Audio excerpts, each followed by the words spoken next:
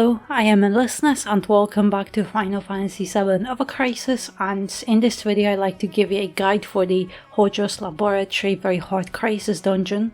This is another non-elemental dungeon as none of the bosses have any elemental weaknesses. However, the Astral Iron Giant resists all elements, so while you can use elemental weapons on all the other bosses, you have to use something non-elemental on the giant. Also, all you really need is a circle sigil, but if you want to be really safe you can bring a triangle sigil for the dragon, as he has two separate sigils if you get to his sigil phase. But you don't need X sigil for Jenova because she has combined sigils in her sigil phase, so X doesn't matter at all. But the dragon will poison you. However, you can out-heal it easily and just focus on killing him quickly. But Jenova will use both fog and fatigue on all your characters, so be wary of that and bring some Esunas.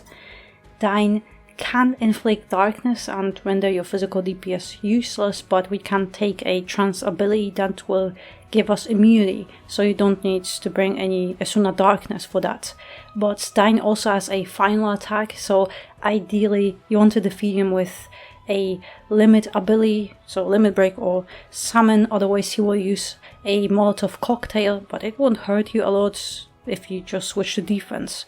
Other than that, just the standard utilities like attack debuffs will work nicely, but also Jenova will debuff your defenses, so I also recommend bringing a healer with defensive buffs.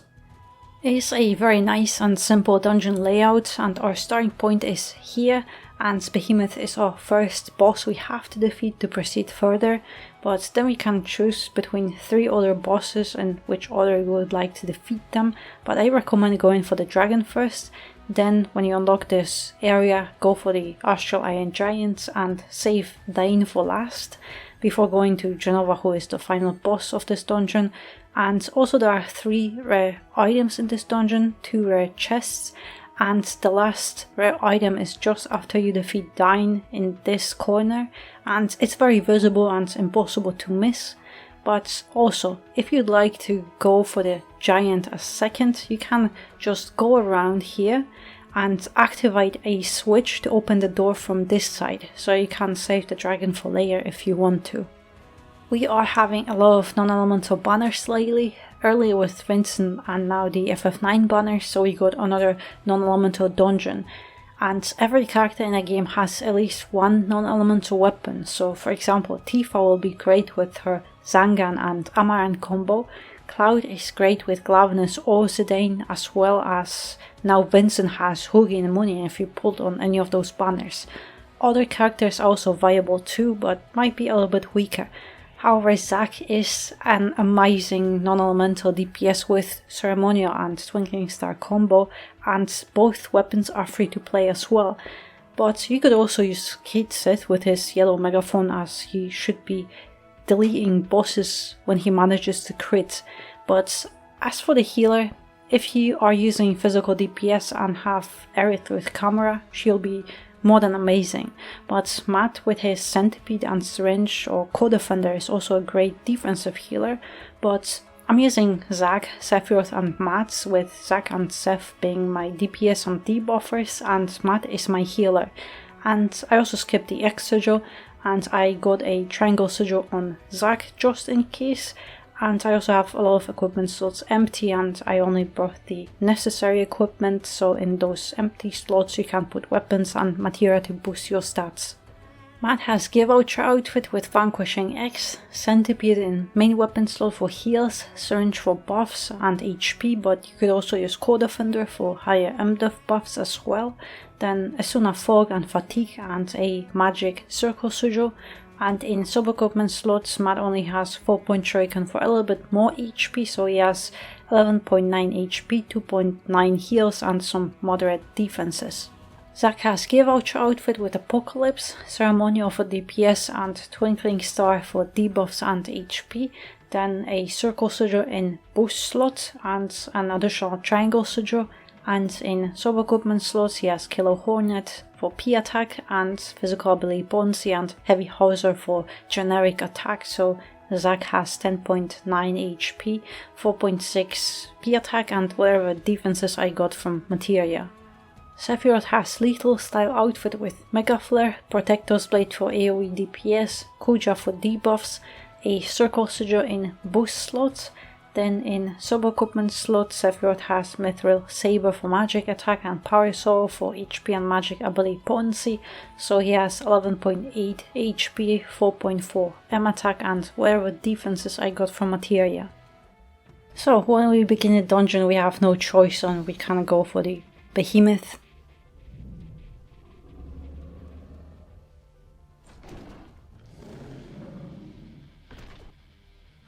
And Behemoth has a magic counter, which might hurt me a little bit, but it won't matter too much. But also here, start debuffing until you reach your max stance. Because soon will be attacked, but it won't really matter too much. So here, and just put up your physical defenses here. Because now is the Primal Roar and it is a physical attack. And maybe Zack can also do, but after this there will be a sigil phase and Behemoth has a magic counter. So in my case all my circle sigils, they are magic. But it doesn't really matter too much because what we really want to do is kill him. So you can really, if you feel confident, just ignore the sigils and try to do as much DPS as you can.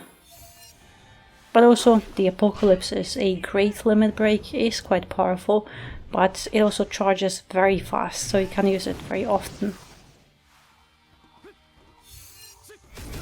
But also here, switch to defense whenever you see flare.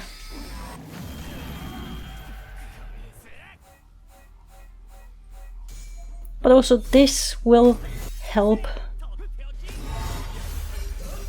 Like those sigils, yes, they hurt on Behemoth, but they will help me on Jenova because characters will get inflicted with fog and fatigue styles, and I will not have to cure them too much.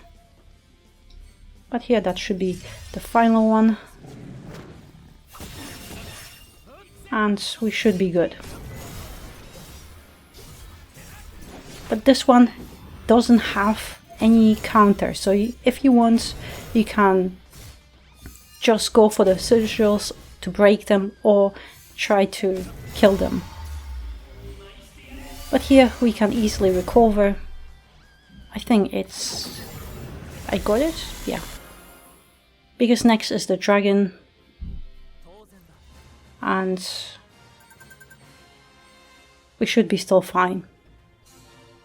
But here the trance abilities, and it's up to you.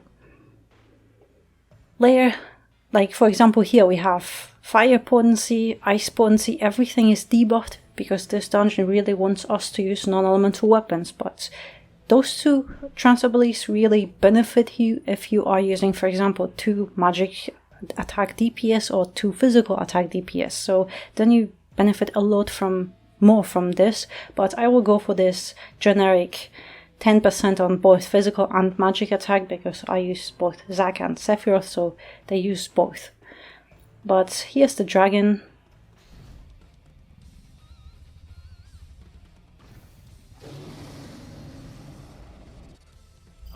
And let me just quickly switch back. Zack get the buff. And just the Apocalypse, just to damage him further.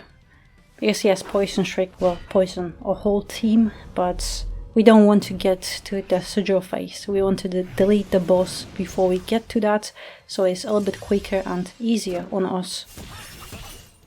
But we should be fine after this.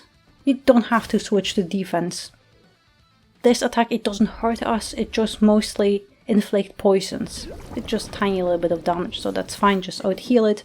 And here, if you can, just try to use those few seconds to defeat the boss here.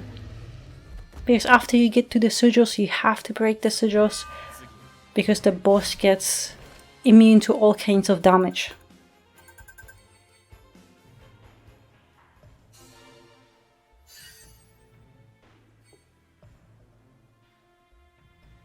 And here is the darkness resist. You can use stun resist, but it doesn't really matter. It just on Jenova, during the sigil phase, she will stun some of your characters quite frequently. But I find this one is better, just for Dyne, so in case if it will take you a little bit longer on him, so you don't really have to struggle too much with him. But now it's the Astral Iron Giant.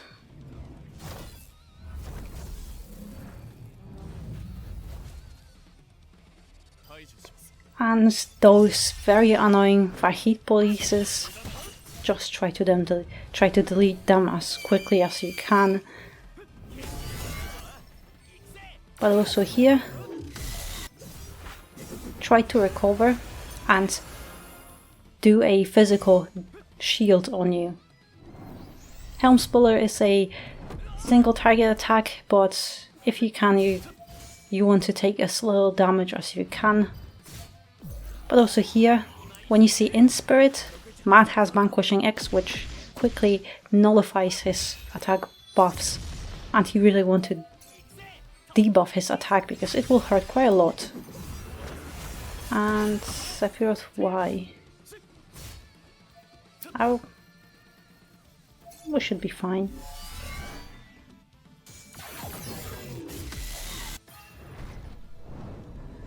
But Grand Sword, it targets the whole team, so that's still fine. But we'll see if Sephiroth, yeah. I want to save Zack for Dyne, because Dyne is after this, and Dyne dies very quickly, so it can be a little bit tricky to defeat him without him using his final attack.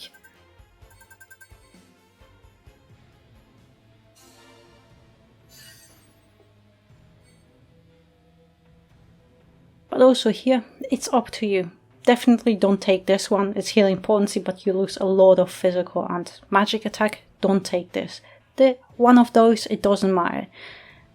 It's up to you, but I would also take magic defense because of Jenova. Her magic attacks are really powerful, so this one I think is the best one than some extension on the buffs.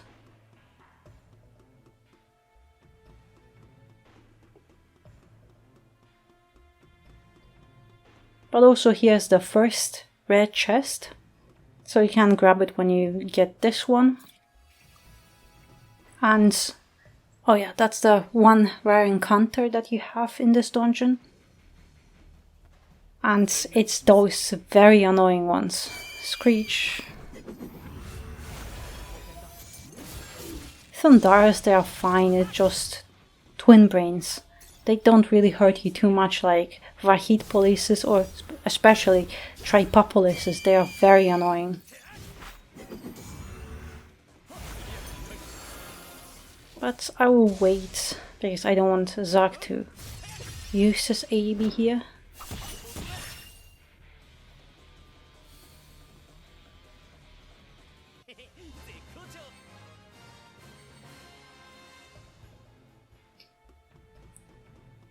But here's Dyne, and I already collected all the chests and items, but the third rare item is here in this small room. It's literally here, you can't miss it, it's glowing.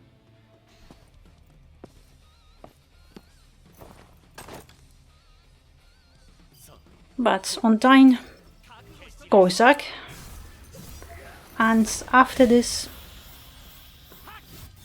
I would rather go Apocalypse because I'm not sure. If I screw it up, I'll just switch to defense, but I think it might kill him. He really does not have a lot of HP. Oh yeah, I miscalculated. That's fine. I just used this. Just don't forget to switch to defense on that. Because it really doesn't do much to you, but at least you are protected. But Dyne here is really not hard. I remember when he was one of the final bosses on one of the previous dungeons, I think it was the Corel one. Then he would hit you very hard, but this one is quite easy. But here, I'm not sure which one to take, but I'd rather take defense because it makes the dungeon more safe. But if you want to take any other transferabilities, it's up to you. But also, only Jenova remains, and as I mentioned here, the console that you can activate to open this door so you can do the giant first without having to do the dragon. But also here, I recommend going the Mega Elixir so everyone is at full HP, and it doesn't really cost you a lot of points, and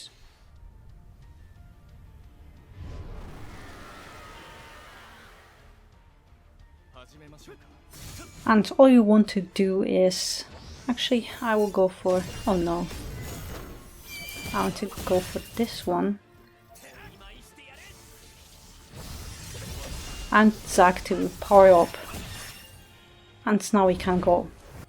I could have gone immediately with Mega Flare and Apocalypse, but I wanted him to get buffed.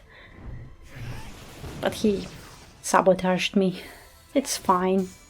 But those Vahid polices, those noodles, they always are very annoying. But here's the sigil face, so as you can see it's both sigils at the same time, so it doesn't matter. But I recommend stay on mat. I don't have to use fatigue on anyone currently, but very soon I will have to use fog. Because Jenova does both, so stun gas, that's actually fine. If she keeps that, that's actually very good.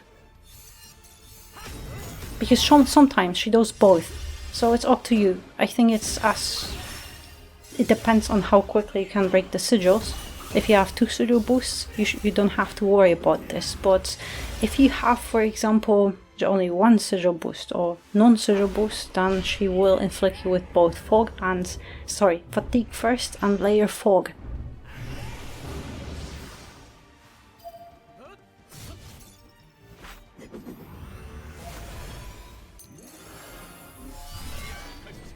Debuff her here, because now it's a tail laser and it is quite powerful. So unless you know you can defeat her before she does that, never mind. I was ready to switch to defense right here, but Jenova is not powerful. She only goes between tail laser.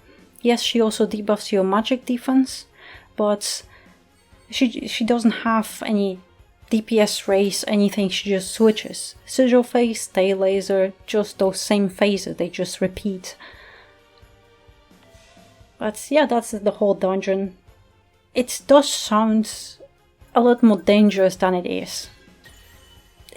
Especially, like, you really have to have non-elemental weapons. If you have them, it's really not hard. Astral Iron Giants, Dyne, and maybe even Poison Dragon, they sound scary, but they really are not here. But they are still the same bosses, but likely we had, for example, Astral Iron Giant in the tower, and he was a lot more dangerous than here. So that's really nice. But yeah, that's the whole dungeon. I really hope you found this guide helpful, and thank you very much for watching, and I hope to see you next one.